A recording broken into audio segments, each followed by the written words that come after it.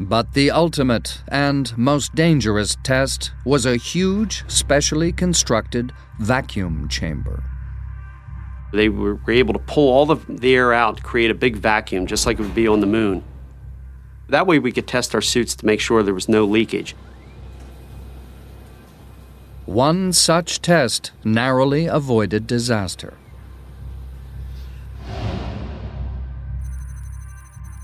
Jim LeBlanc was the test subject in the vacuum chamber. Cliff Hess, the supervising engineer outside. Jim, while you're exercising, I'd like you to stay intermediate all the time, okay? I'm pretty cool right now. Okay, well, you'll warm up here in a minute, so let's stay right here if you can stand it. The testing started just normally, like they all do. And Jim was at a vacuum in the spacesuit. Well, I feel pretty good there. With all the air sucked out, all that protected him was his pressurized suit. Then something happened. I heard over the headset that he was losing suit pressure. The tube pressurizing his suit had become disconnected.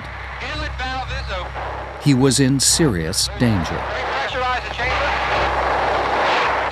There really wasn't any feeling. It was just happening so fast, trying to get the chamber back to a safe pressure and Jim to a safe pressure. He was inside the suit.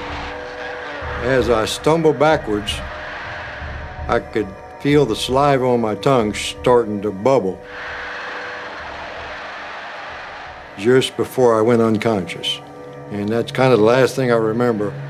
Essentially, he had no pressure on the outside of his body, and that's a very unusual case to get, and there's very little in the medical literature as to what happens when you have that. There's a lot of conjecture, that your fluids will boil. Within 25 seconds, a co-worker, sitting in a partially pressurized antechamber and wearing an oxygen mask, was able to dash in. At the normal rate of repressurization, it would have taken 30 minutes to make the chamber safe. Hess repressurized it in just over a minute.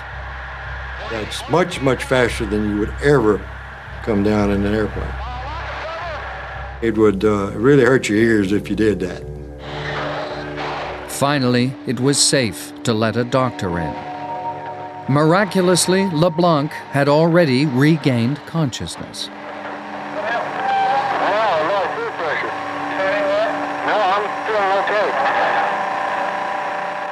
When I stood up in the chamber, I felt fine.